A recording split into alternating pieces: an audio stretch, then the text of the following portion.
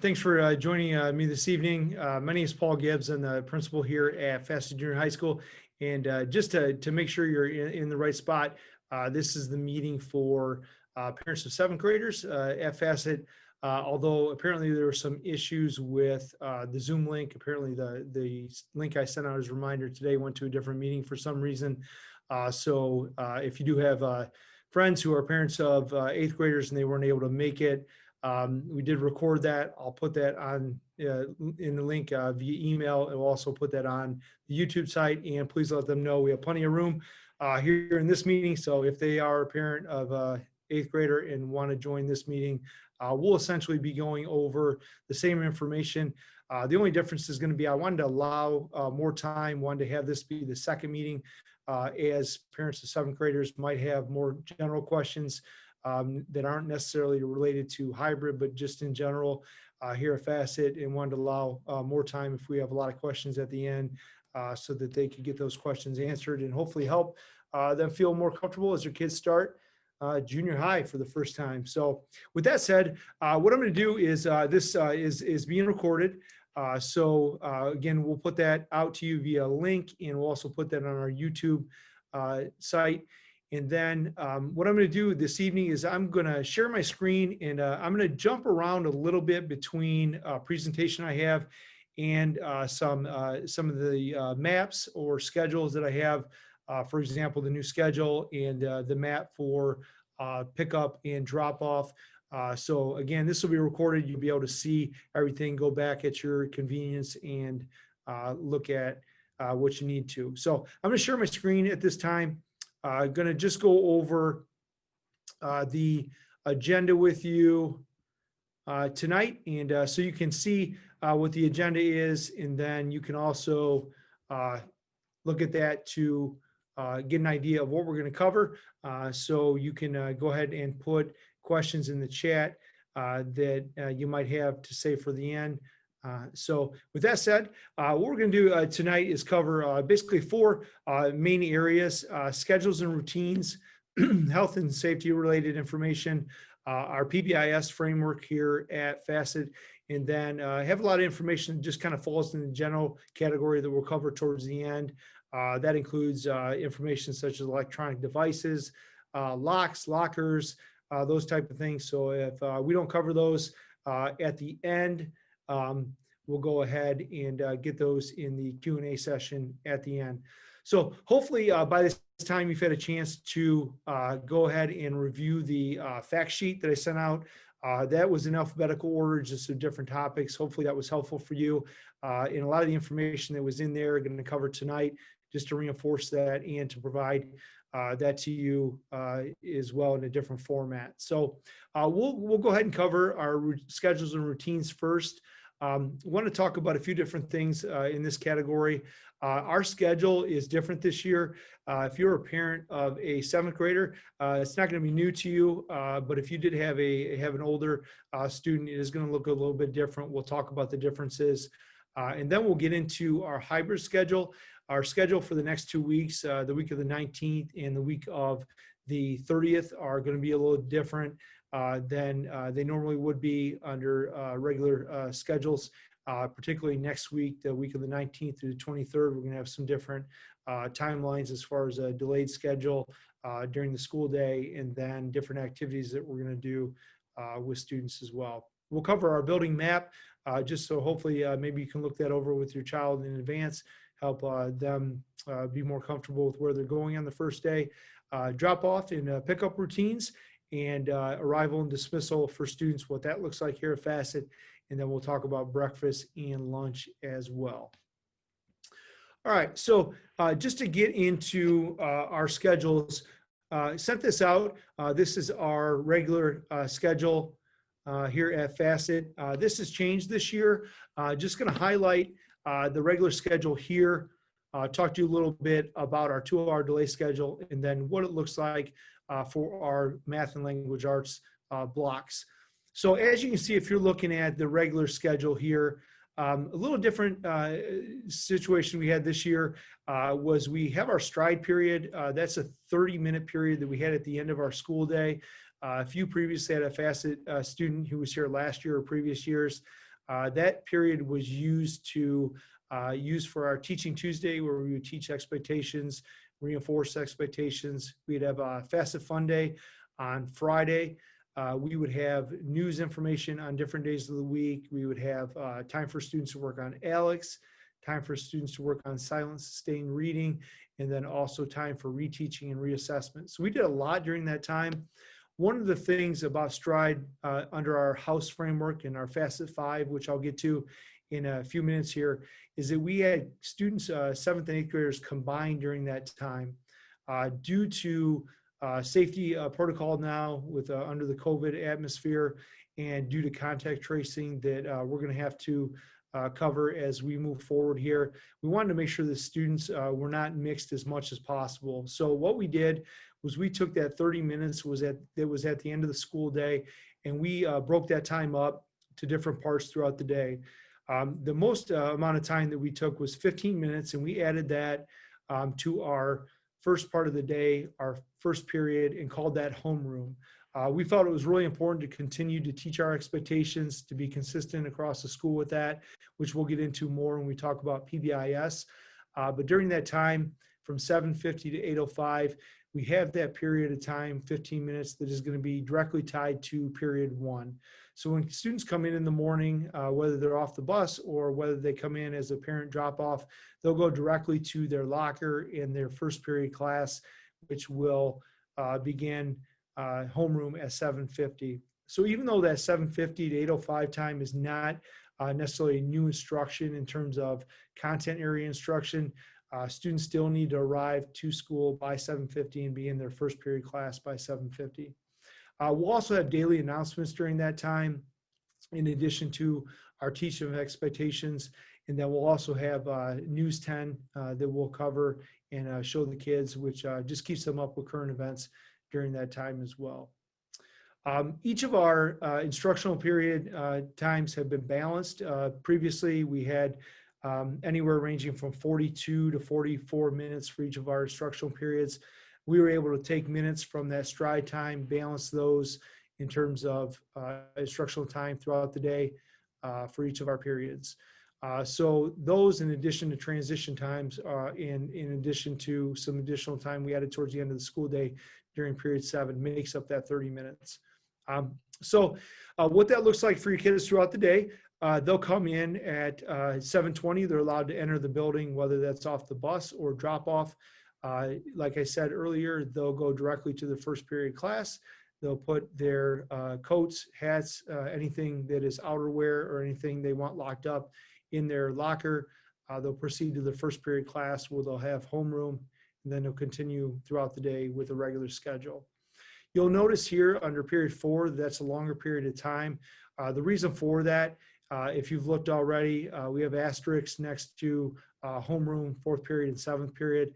The reason period 4 is 96 minutes and so long, that includes the 45 minutes for instruction during that time. That includes the 30 minutes of lunch, and that also includes a 14-minute academic assist time where we have that in place because we have transitions and overlap between lunches, and we just need that time for students to remain in class during that time. So you can see that under the second asterisk down here. And then at the end of the day, period 7 is going to include a staggered dismissal and also afternoon announcement time. And I'll get to that as we talk about dismissal in just a few minutes. So again, if you have any questions about the schedule, feel free to put those in the chat if we don't cover those during the presentation time this evening. 2-hour delay schedule, same exact schedule here as the regular schedule, just delayed 2 hours to accommodate that 2 hours that we're starting late. Instruction time will be reduced to 28 minutes during each of those periods because of the condensed day during a 2-hour delay. And then we'll have a shorter instructional time during 4th period. Lunches are not shortened, whether it's a regular day or a 2-hour delay time. We still allow students 30 minutes for lunch.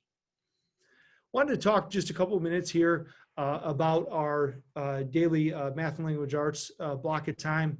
By now, I know all the students are familiar with this period of time and their schedule as far as they follow it chronologically under remote conditions.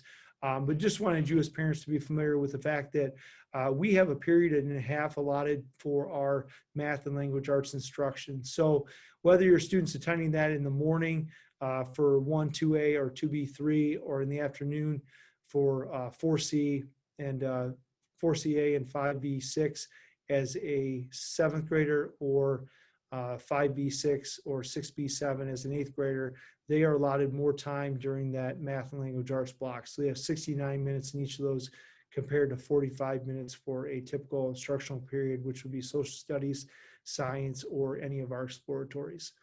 So this is the schedule they'll follow. You can see, though, that the morning time, if they have morning language arts and math block, it follows the same chronological time. They will be done with that block of time at 10:26, the same way a student who has that period of time in the afternoon would be done at 10:26 as well. And then again, just condensed for a 2-hour delay, math and language arts block as well. So again, any questions with the schedule, you can go ahead and place those in the chat if I don't get those throughout the rest of the presentation. Now that we've covered our regular schedule, just wanted to cover what next week is going to look like for your kiddos. We have tried as best as we can under this COVID climate to make things enjoyable and fun for students, and to make it as much as possible as it has in previous years. If you have older students who have gone through FACET already, or had a student here last year, you know that we typically start under a staggered start schedule, where students as 7th graders come in all together one day without 8th graders. This year we're not able to do that, as we're starting later, and we're starting under a green and gold hybrid schedule. We still want students to have some of those fun, enjoyable activities that we had. Want to be able to have kickoff assemblies like we had previously. Only stipulations that we're going to have to do that via Zoom. So the next week, what we've done is we've modified the schedule, created a 2-hour delay schedule during those 2 days on Monday and Tuesday for green and gold students, and we're trying to replicate that virtually as much as possible. So your students, even though they'll be on a 2-hour delay schedule in terms of their day, it's still going to be a normal day of instruction in terms of time, from 7:50 to 2:35. So again, students still need to arrive on time via the bus or parent drop-off. What they're going to do first thing in the morning is they're going to go ahead and go through the normal routine, which I'll get to in a second here via video that we're going to show you. They're going to go right to their locker, locate that. We'll help them out with that, help them getting to their first period class, put any items that they might have in terms of coats, hats, anything like that they won't need throughout the day. They'll put that in their locker. They'll go ahead and report to their first period. They'll have a time from 7:50 to 8:05, that homeroom time, where they can eat breakfast. We'll show News 10 during that time and have our morning announcements. Then from 8:05 to 10:05, what we're going to do is have a virtual kickoff assembly that I'll lead myself. We'll have other staff members join into that. And basically what we would do there is we're trying to replicate that assembly that we would have with kids on the first day of school, where we teach them and introduce them to expectations at FACET, and then also teach them about what that looks like in terms of being respectful, responsible, and ready in different areas of the building. So we'll introduce the house concept to them, our FACET 5. If you're not familiar with that, I'll talk to you a little bit about that more so in detail here in just a few minutes. But we really like the house concept. We feel it creates a sense of family here at FACET, and we didn't want to lose that, even though we don't have our stride time anymore. We'll share some pre-recorded videos with the students, videos on lunch procedures, videos on what to do when you visit the school nurse Jackie, what it looks like in terms of hallway expectations, hallway passes that we're going to use this year. And we really felt it was important. As you know, students have not been in school as 6th graders last year at Eisenhower, and 7th graders here at FACET since March 13th. And unfortunately, during that time, they lost a staff member, a teacher of theirs, and also a fellow student. So if you don't know and you're not aware and you're new to the district, Mrs. Walters was a 6th grade teacher at Eisenhower. Many of the students who are 7th graders coming in from Eisenhower had her or knew her as a student. They also lost a classmate, albeit a year older.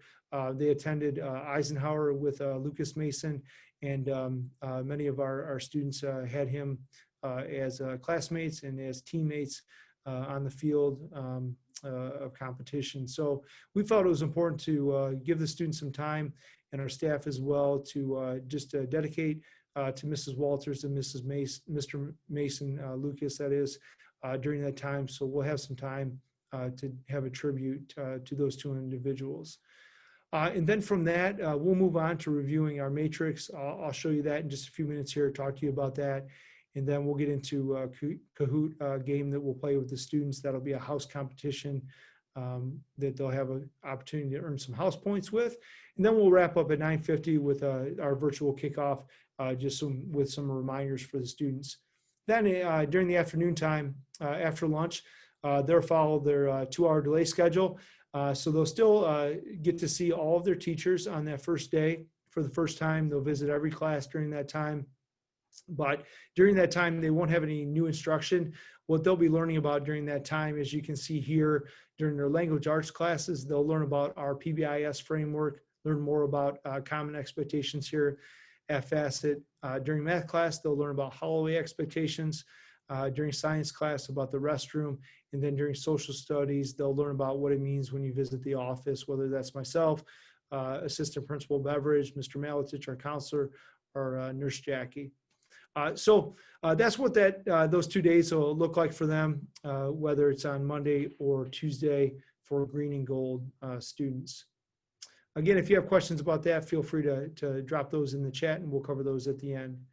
Transitioning to what students will experience here on Thursday and Friday, you can ignore this statement up here with it being pictures on Thursday and Friday. We didn't want students to have to dress in a particular color, so we shifted that to the following week, and we'll get that information out to students and parents alike.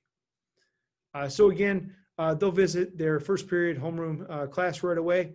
They'll have breakfast, announcements, and News 10 during that 7:50 to 8:05 time. And then on Thursday and Friday, it's going to look a little different for them. At some point during that time, they're going to visit the auditorium, have their school picture taken. That'll happen by first period class. They'll get called down. In the remaining time during that time, what they'll work on is reviewing expectations via some fun ways. We'll have a Kahoot review and do some fun things with their teachers for house competitions and give them another opportunity to earn some house points.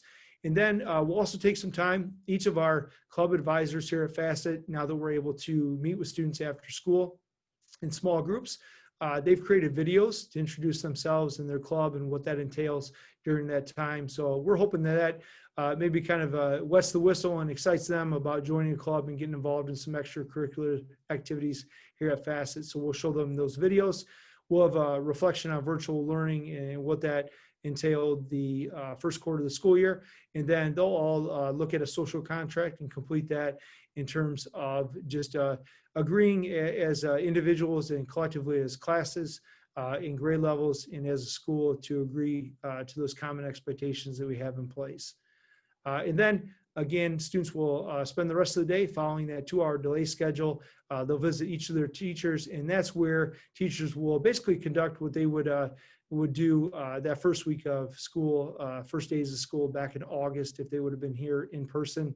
So they'll just reinforce expectations, albeit in person, for their classroom. They'll do some get to know you activities.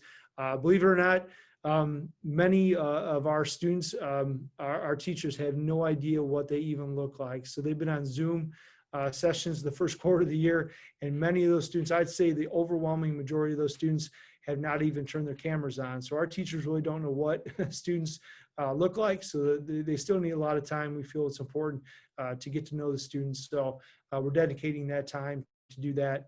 And also the following week as well, they'll be able to do that on their own as they see fit. So that's what the first couple days of school is going to look like for students. And then the following week, the week of October 30th, again, students will attend 2 days that week, and they'll have activities they perform and do with their teachers, and also we'll get into new content for the second quarter of the school year. So I'm going to transition back to the presentation and just cover a couple of things here. Just wanted to talk to you real briefly about the school day in terms of some particular areas. As we just covered on that hybrid schedule and the week of the 30th, students will attend school on the days that they have green or gold.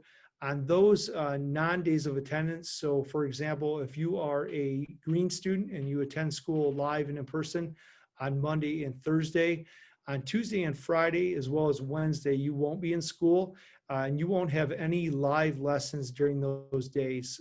It's not possible for teachers, unfortunately, to teach the students that they have in front of them and also the students that they have at home remotely. So what they're going to do is they're going to provide lessons and activities for the students to complete via Schoology. And we'll get to attendance on that in just a few minutes here at the end. But students will not have live lessons on Tuesday and Friday if they're a green student, or if they're a gold student on Monday and Thursday with teachers. Now on Wednesday, we'll continue to still follow the same format that we have with students throughout the first quarter during the morning time from time teachers arrive until 10:30. We've built that time in for meetings that we have at the building level. And then from 10:30 through the remainder of the day, we'll still continue to have those SAT periods for students. Students during that time can reach out for help then on maybe the live lessons or the SAT lessons and activities that they had on Monday and Tuesday for help from teachers. Or if teachers see students struggling or want to follow up on things, they can call them in during that time as well. So as far as building map goes, I wanted to touch base with you on our building map. I did send this out in this week's information on the fact sheet attached to that, but just want to go over that while I have you here this evening as well. So here you can see a map of the building. It is for students who are coming from Eisenhower, the exact same layout of the building in terms of hallways and the structure of the building. Teachers' rooms are obviously going to be different, and some locations will be different throughout the building as well. Just an example of that would be that Mr. Kolinsky's physical science lab, I know at the building Eisenhower, that's the STEM lab. I know that some other teachers' classrooms are different. Office format layout is a little bit different at Eisenhower, but in terms of common areas like the gymnasium, the auditorium, band room, those locations are very much the same, as well as the library and some other common areas. Rest assured, students on the first day of school are going to be taught when they're taught expectations, where locations are during the building. We'll help them navigate that. So if students are feeling anxious about that, or you are as a parent, really the only thing you need to worry about is getting your student to school on that first day of school. From there, we'll take it, we'll get them to their first period, and from first period on, we'll make sure that they're in the right locations and make sure that they have plenty of time and instruction on how to do that. So just general reminders, and we'll talk about a little bit of this in greater detail with arrival and dismissal routines. But if your student is pick up or drop off and drop off in the morning, they'll enter through door number 4, and then they'll have staff members who will help them navigate the building to get to their proper class. We'll talk to them about where the locations of the building are, get them to their locker, and get them to their first period class. If they're a student who rides the bus, they're going to enter based on where their bus is, the closest door to enter at door number 1 here, 16 or 15. Those are all entrances to the building in the front off Star Avenue. They'll get off their bus. We'll have staff out there guiding them to the entrance, and they'll go to the location, the door closest to their bus drop off, and then we'll help them get to their first period. So hopefully just by going over that map and kind of correlating locations at Eisenhower with your 7th grader to where they are at Facet, I can help guide them and have some parallels and correlations with locations at Eisenhower. Okay, so what I wanted to do at this time is we're transitioning into pickup and drop off and arrival and dismissal. We had talked about expectations and how we're going to teach students those expectations. One of the things we can't do, obviously, is in person teach students about expectations in advance. about what to do when you arrive to Facet. So we've created a video, and we've also created videos for other areas of the building. The students will be able to, once they get here on Monday or Tuesday, see those other videos. But they're going to watch this video, receive this video via email and YouTube in advance. Just wanted to share this with you. We'll share this with you as well via email and YouTube. But this gives you an opportunity to see what your students are going to see and experience next week. So this helped them kind of help alleviate some anxiety. We created this video. I want to give a shout out to Mr. Malatich, our counselor. He's gotten really adept. If you've seen any of the videos that he's putting out to students, he does a great job. We have our Eddie the Eagle mascot, Nurse Jackie, myself are in this video.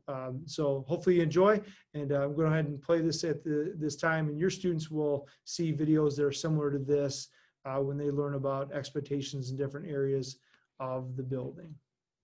So enjoy.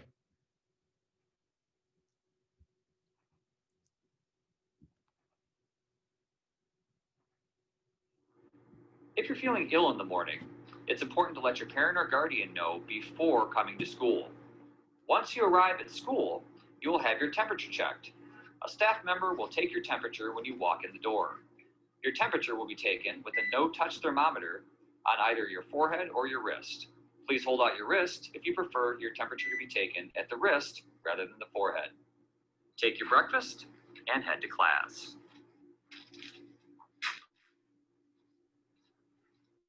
Walkers and parent drop-off students will be using hand sanitizer from hand sanitizer dispensers while you're having your temperature checked.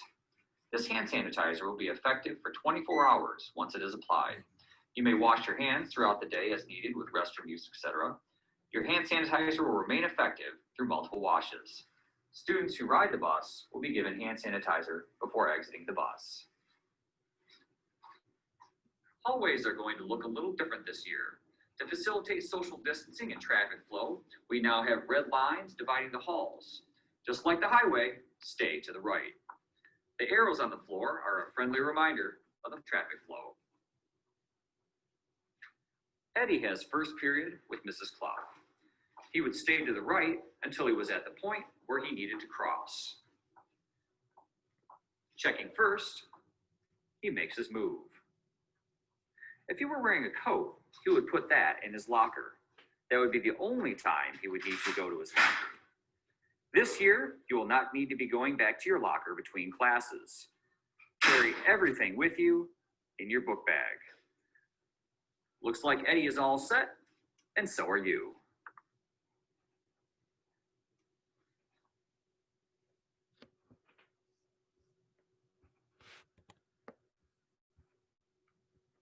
Okay, so that's just an example of the videos. Like you said, hopefully that'll help your students out in advance of arriving to Facet on Monday or Tuesday, and just trying to do that in a little fun way. And each of our videos are going to feature Eddie the Eagle.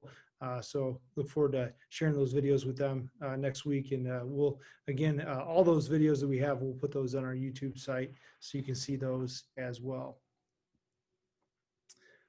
So transitioning, going to talk about drop-off and pickup procedures, show you the map as well. You should have received this in that fact sheet. It was attached to that.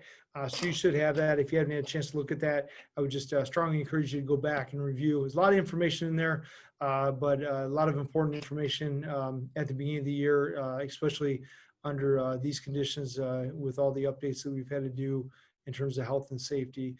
So if you look at our our pickup and drop-off map here, you can see that we've laid things out, I hope, pretty nicely for you to avoid any confusion and congestion. I'm just going to walk this through with you. You can see that we have two driveways here off Star Avenue here at Facet. Driveway 1, which is the eastmost driveway, is for entrance and exit.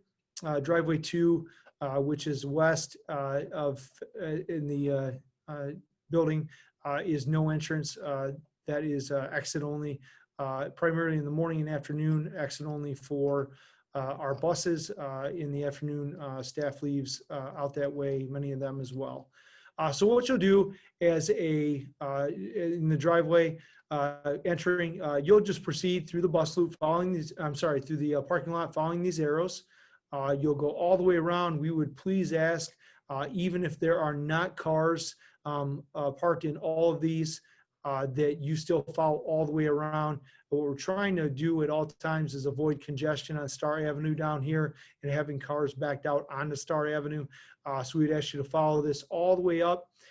Even though door number 4 is right here where the students enter, we will have a cone placed here. We'll have cones here as well. But please pull up to the southmost cone in the parking lot, pull up as far as you can.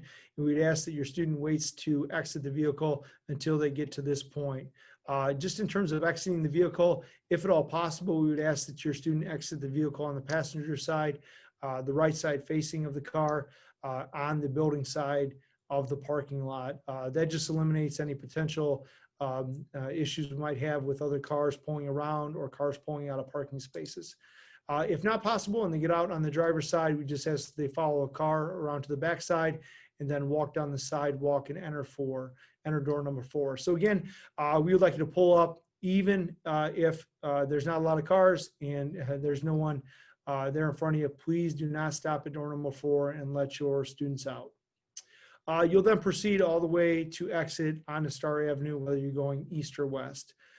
You can see here, this bus loop, we don't want you to enter before 7 a.m. Or after, between these hours. Buses are entering here and following this bus loop in the morning and afternoon time. We just want to avoid any issues there. If you do visit us during the school day, you'll park and enter door number 1 if you have to for an early dismissal or early release. But again, in the morning time and afternoon time, buses will pull up here and they'll drop your student off. Your students will enter either door number 1, 16, or 15 based on how close the bus is to that door. We want students to enter the bus closest to their door where they drop them off, just for safety purposes.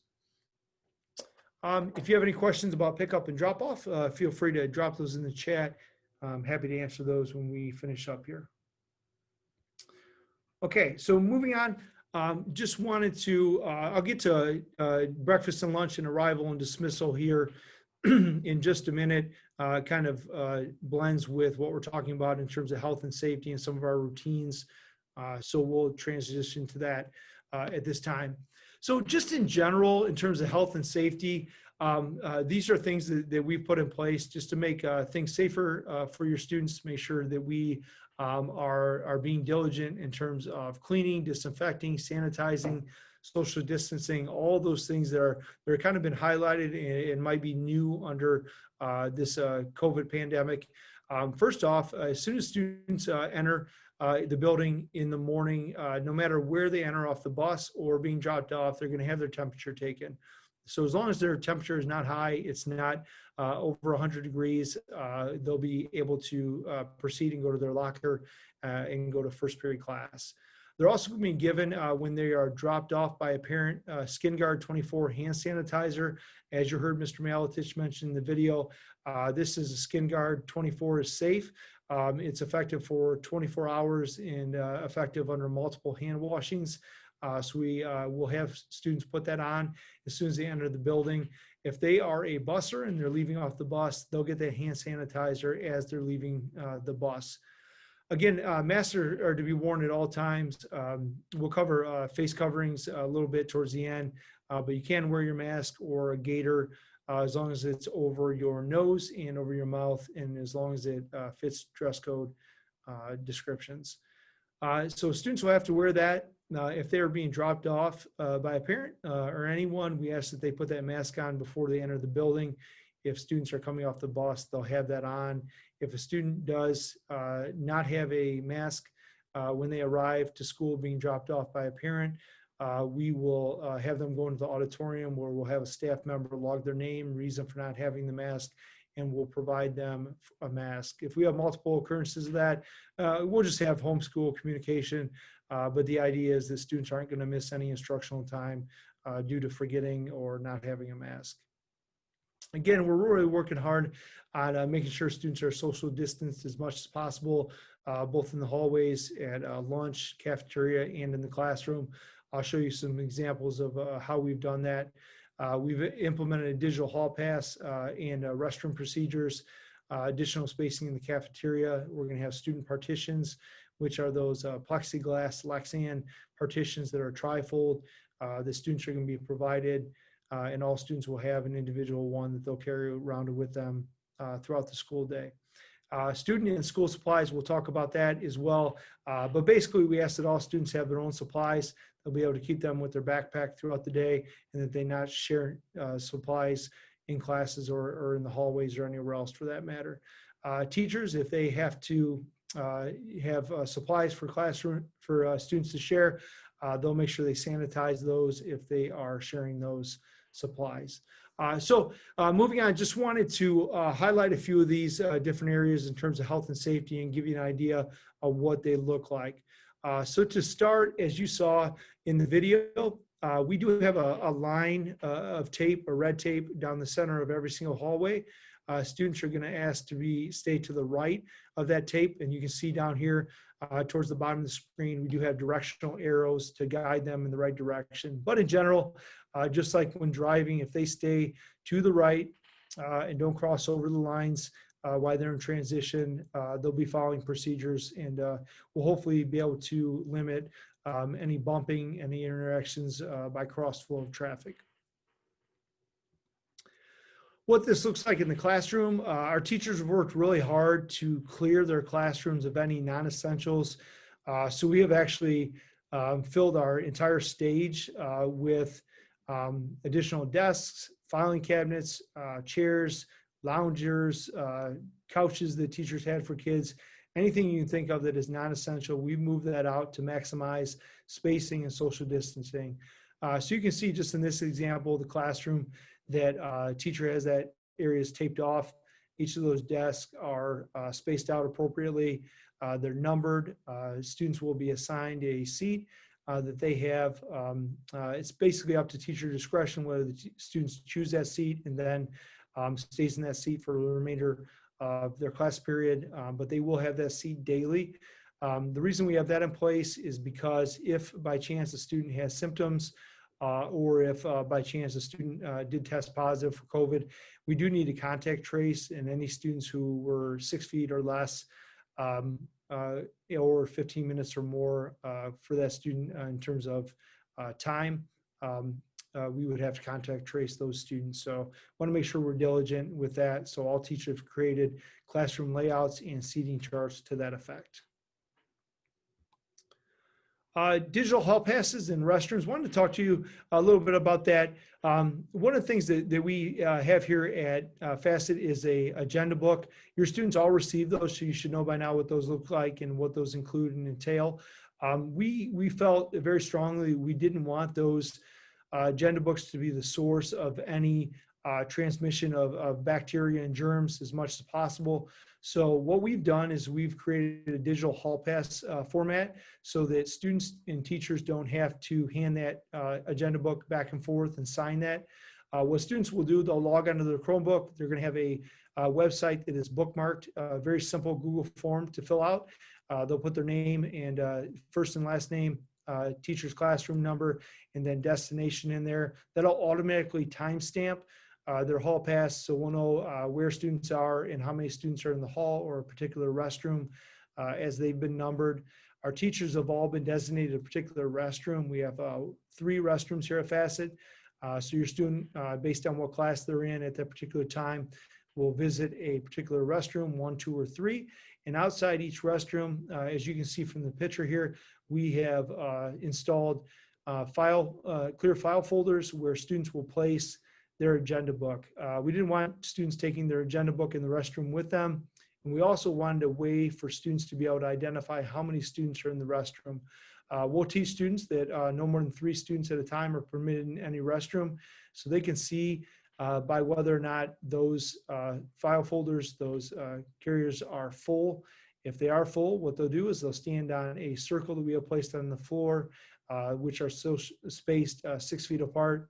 They'll wait for the student, if those 3 trays are full, to leave a restroom, and then they'll know that's their time to enter the restroom. They'll place their agenda book in there, and then they'll retrieve it when they leave the restroom after they've washed their hands. In terms of cafeteria spacing, this applies to both the cafeteria, physical cafeteria that we have in place, and lunch that is taking place in the library. What we've done is we've created, as we have overlap during our cafeteria times, used to be that for about 13, 14 minutes, 7th graders would all be in the cafeteria at one time. As that is upwards of over 300 kids, we just couldn't space them appropriately to accommodate social distancing requirements. So we transitioned one of our lunches, our A and C lunches, to the library. Students are spaced out the same way they would be in the cafeteria. You can see the X's that are taped on those seats indicate that the students are not able to sit there. So looking at this example, students would sit in the seat number 2 here, seat number 4, and then on the opposite side of the table up here, they would not be seated across from one another. These would stagger, and then students would sit in seat number 1 here, and then seat number 3. So 2 and 4, and then 1 and 3. So it creates almost a triangle. So students aren't seated across from one another, and then side by side, they're not next to each other as well. This, in addition to students carrying their partitions, those clear partitions with them to lunch, we feel is going to go great lengths in terms of helping them out when they don't have their mask on and they're eating. Again, if you have any questions related to any of these items I'm covering, feel free to place those in the chat box as well. Wanted to touch base, if you're not familiar with PBIS, it's a really important concept that we have here at Facet. It's our PBIS framework, and basically, and your students will learn more about this. I know that they've worked on this in the elementary schools and at Eisenhower as well, so they should be familiar. But if you're new to the district or just need more information on this, we're going to send this out to you as well after students are taught about it and learn about it. Basically, PBIS is an acronym for Positive Behavioral Interventions and Supports. And what we do is we use this as a way to support students in terms of knowing what the expectations here are at Facet. We believe it's really important to teach behavior and expectations the same way that we would math, science, language arts, social studies, any other content area. We don't just assume that students know the expectations or know how to behave in the school building or classroom setting. So we teach them that directly. The way that we do that is through our matrix of expectations. I'm going to go ahead and transition and show you what this looks like. We've updated it to reflect anything COVID related, which is indicated in red. So you can see here at the top, this is our expectations. We have expectations in each of the different areas of the building, ranging from all settings, what we expect of all settings, our students in all settings, all the way through to office. So we identify each of those locations, identify what's important to do and know in terms of being respectful, responsible, and ready in each of those different areas. And we teach that directly to students. So we'll provide this for you as well. It's in the agenda book, and we'll teach this to students directly on those first couple of days of school, and then on our Teaching Tuesdays each week as well. So just to give you an example of what this looks like, in terms of all the settings, we want students to be respectful, responsible, and ready by doing these things. So just an example, we want them to politely do what is asked of them by any staff member. An example, an addition this year based on COVID would be maintaining social distancing. So being respectful of others and yourself by doing that. A couple of other additions this year, notifying your parent, just like we talked about in the video, if you're ill before school, so that you don't come to school ill and have to go home. If you're exhibiting any of those symptoms or not feeling good in the morning, make sure your parent know. They can contact the school nurse. Sexton, our district nurse, has already sent out information on how to do that. And then we want them to wear their face covering at all times. So just due to time's sake, I'm not going to read through all of this, obviously, but you have this information here, and we'll send a hard copy of this home to you, so you have this as well, and students have a copy of this in their agenda book, and will be provided it on the first day of school as well. In terms of other PBIS related items, we have Teaching Tuesday and Follow-Up Friday. Just like I said, we believe it's important to teach and continue to teach and reinforce expectations. So each Tuesday during that homeroom time, we pick a different area of the matrix to highlight. Could be being ready across the board, or it could be if we're having issues in the restroom, could be reinforcing and revisiting what it looks like to be respectful, responsible, and ready in the restroom. And we follow up on Friday, just as a reminder about that concept that we taught or reinforced on Tuesday. Facet 5 is a concept that we just implemented last year. This was really implemented because we wanted to be able to create kind of a fun family atmosphere here at Facet. During the last year, during Stride, we had 7th and 8th graders mixed, so they were able to be in there together, kind of get to know their whether it's a grade level below or ahead, peers and classmates, and got to know them, got to be able to participate in competitions, do challenges together. We're not doing that this year, having 7th and 8th graders together in Stride, but still wanted to maintain kind of that family atmosphere here at Facet. So they'll be in on a team, a house, based on color, and they will be mixed with 7th and 8th graders, just not necessarily as much physically in person in class, just due to contact tracing and avoiding any issues with that as well. So students, based on their first period teacher, are going to be assigned to a house. So for example, if they come in and they are in Mrs. Ryder's language arts class, they're going to be in the purple house. So by default, they're going to be in the purple house because she is. And she'll have teacher mates as well that are and staff members that are in the purple house. And they'll all be a team, a house, if you will, as part of the Facet 5. So throughout the year, they'll participate in competitions, challenges. We'll kick that off right out the bat with those lessons that we have and those challenges that we have via Kahoot on the expectations. They'll have an opportunity to earn points. Other ways that they have opportunities to not only earn points, but for us to reinforce and acknowledge students who are meeting the expectations is through our high five cards. Those are just small cards that teachers and staff members give out to students when they see them being respectful, responsible, and ready. We encourage our staff to try and maintain a positive to negative ratio of 6 to 8 to 1. So that being positive interactions where we are reinforcing and acknowledge students for doing a great job, to negative interactions where we have to remind students or maybe redirect them. We want to keep that at a strong positive to negative ratio. So we provide students with these cards. They accumulate these cards, can turn those in. We count the cards, tabulate those, and depending on which house they're in, their house gets points. They get entered into drawings as individuals as well. Could be Eagles of the Week where they have a fun lunch, or for other incentives and prizes. We also have staff shout outs. We encourage our staff to really model what it looks like to be respectful, responsible, and ready here at Facet, to acknowledge them for doing so. We encourage students and staff members alike to acknowledge their teachers or their peers for doing a great job in that area. And we do drawings and incentives and prizes with our staff as well. So again, covering a lot here tonight, but if you have questions, feel free to put those in the chat. Just some general information that I wanted to cover as we wind down the presentation portion tonight. We'll continue to use our assignment planning board. Hopefully that's been helpful for you. It'll transition to more of a weekly planning board in terms of teachers putting what's going to lie ahead during the week on that board, as we've only done that daily. Over hybrid, we'll continue to do that daily as things could change based on where teachers are with kids. But in general, as we move forward and have all students in class every day, that'll look like a week ahead approach, so you can see what's going on with your students throughout the week. Attendance, we'll continue to take attendance the same way we have during hybrid, and what that'll look like is students obviously being marked in attendance if they are in session live. If they're at home, hybrid, they'll be marked as present if they complete the work by Sunday of that week for next week and the following week.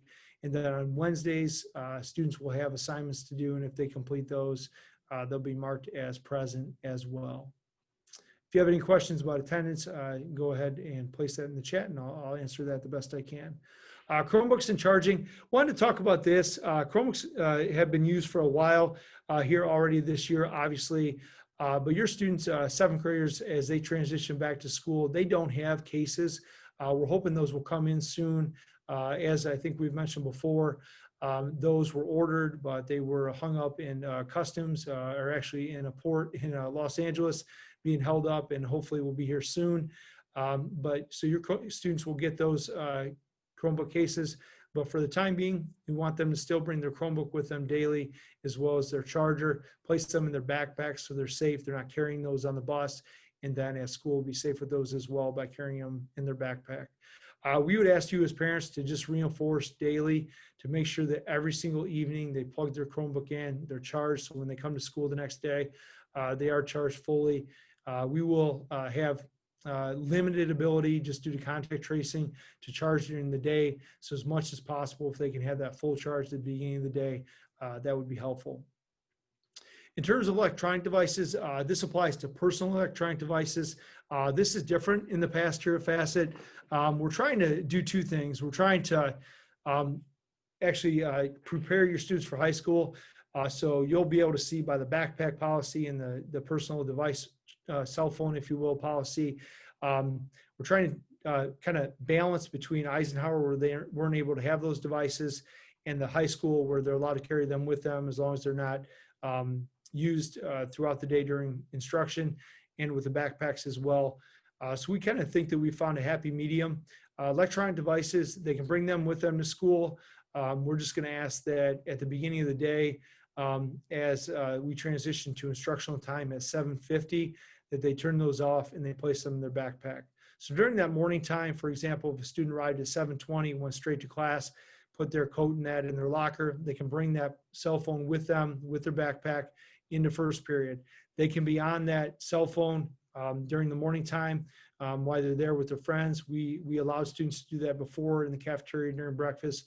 We're going to continue to allow that in the classroom. But at 7:50, they'll get a reminder to turn that off, place it in their backpacks, and then it needs to remain there, excuse me, until lunchtime. During lunch, right after students are finished eating, we don't want them to have their cell phone out while they're eating, but when they're done, they'll go ahead and be able to have their cell phone out and use that for the remainder of the time during lunch. Then at that time, they'll have to put it back in their backpack, and they'll keep it there for the remainder of the day. Instructional expectations during hybrid, and I apologize for the spelling error there, I'll correct that.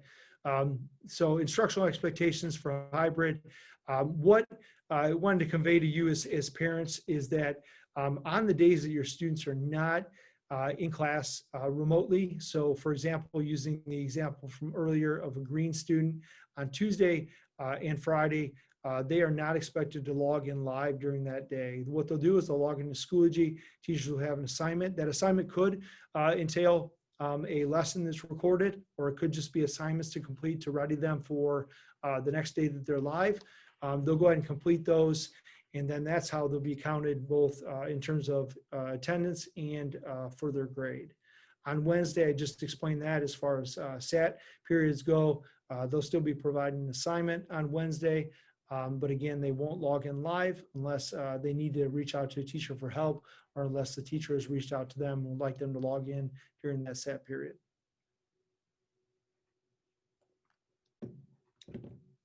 Excuse me, transitioning to lockers and backpacks. Students, again, are able to carry their backpacks with them throughout the day.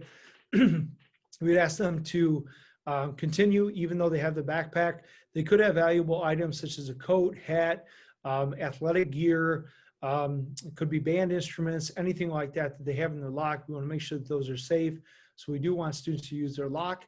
If they were issued a school lock from Eisenhower last year as a sixth grader, they can use that same lock this year at Facet as long as it has that key in the back. We're able to access that. And then if they were a eighth grader this year, they had the same lock from Facet last year, they can use that. If your student needs a lock, we still are going to sell those as we would during our orientation day in the summer. We'll sell those during first period.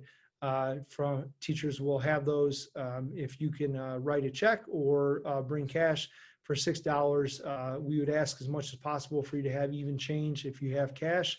They'll be for sale during first period as well. A couple more things to mention. The week of November 2nd, so we'll still hold parent-teacher conferences. We still think it's important to keep that homeschool connection. Student grades for first quarter will come out by that time, and want to make sure that we have a conference if you have any concerns or just in general want to meet with teachers. But we are going to hold those this year via Zoom. We'll send out more information here shortly on how you can sign up for that and how you can sign up for group conferences as well if you would like to meet with all of your students, teachers in terms of core content teachers or exploratory teachers. So look for more information on that. As I mentioned earlier, pictures are going to take place on Thursday, which is next Thursday, October 22nd, and Friday the 23rd. Students will dress as they normally do for pictures, however you see fit with that. They will be taken down, as I mentioned earlier, by the first period class. They'll have school pictures, and we'll have packets sent home on the first day, and I'll send out a digital version of that so you can peruse the different packages available this weekend in the weekly updates and reminders as well. So that finishes up the presentation portion of the meeting this afternoon. What I'm going to do now is stop sharing my screen. Go ahead and I'll transition. Glad we have a good number of parents on this evening, and just want to provide you an opportunity to get these questions. It looks like we don't have many questions in the chat, but as you heard the information presented, if you still have questions, you can place those in there, or if we don't have any questions that were typed, I will go ahead and just open it up to people to ask questions. I'll try and manage that as best I can. But did have some questions that were asked about students changing classrooms or teachers moving to different classrooms. No students here at Facet will transition to different classes. So we're going to have a system where teachers set their clocks. We would normally have bells. We've moved away from bells this year. The only bells that we have at Facet will be that bell that rings at 7:50 to indicate that a student is late to class. And then we'll have the 2:35 release bell where students will be dismissed to their buses or parent pickup. We're staggering that this year. So students will know based on being green or gold. They'll release a couple minutes earlier. We didn't want too much congestion at the end of the day as students go to their lockers to avoid time at the locker and congestion at the lockers. So what we're going to do is stagger that, and then students will then leave from there and go to their buses or to their parents' car. So yeah, students will move throughout the day. We talked about locks and lockers. So that actually, those are only questions that were sent to me privately to just answer kind of for the good of everyone. Feel free to put more questions in the chat if you want to. Or at this time, I'm just going to go ahead. It's almost 8 o'clock, but I'm more than willing to stay as long as it takes to answer any questions you have. Hopefully, I answered a lot of the questions, hopefully alleviated any concerns and anxiety as far as knowing what to do that you might have. So hopefully you found this beneficial. And again, it was recorded, so we'll go ahead and push that out to you via link and via YouTube. But at this time, I'll just open it up. If you have a question, you can ask that just in front of the group. If you don't have a question or you don't want to ask publicly right now, feel free to send me an email. I can answer it that way as well. So I'll give just a couple more minutes to ask questions. If not, we'll go ahead and end the meeting tonight. Mr. Gibbs, Yes. it's Vivian. Do you have the time that gold or green is going to release so we don't have congestion in the parking lot for pickup? Actually, that's a good question, but it will be so minute in terms of when you would arrive that all parents for pickup should arrive at the same time. Okay. It's actually only going to be the difference of 3 minutes. And we're going to gauge that. Honestly, it won't be a good gauge under hybrid. because we have half the students. Right now, what we have planned is at 2:28, we'll have 1 minute for afternoon announcements. At 2:29, our students will return their partitions to their first period class. At 2:30, we'll do that staggered by 7th and 8th grade so we don't have too many kids in the hall. Then at 2:32, we will release any students who are a 7th grader who, I'm sorry, early bus, who are a 7th grader. And then green or gold, and we'll rotate that so it's fair to students. And then at 2:35, all of our students who are late busers will go to the library to wait for their buses. And then all of our parent pickup and all of our remaining green or gold students will go out to door number 4 to get picked up. So in terms of that, what I would say is make sure that you, if you do arrive early, pull all the way up to that southmost cone, all the way up in the parking lot. And then again, just wait for your child to come out, them to get in the door of the car, and then you can pull out there. So hopefully that helps and answer the question.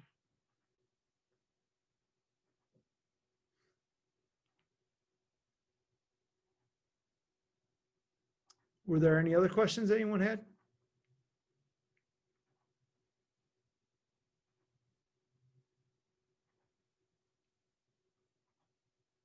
No? Okay. All right. Well, with that, what I'll do is wrap up the meeting. Again, just want to thank you for taking your time tonight.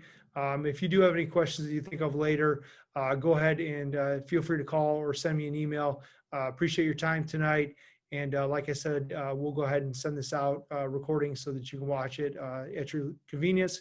And you can share that with anybody who might need the information as well. So with that said, thanks again, and everyone have a great night. And we look forward to seeing your students here at Facet, either for the first time or returning back from last year next Monday or Tuesday. So take care.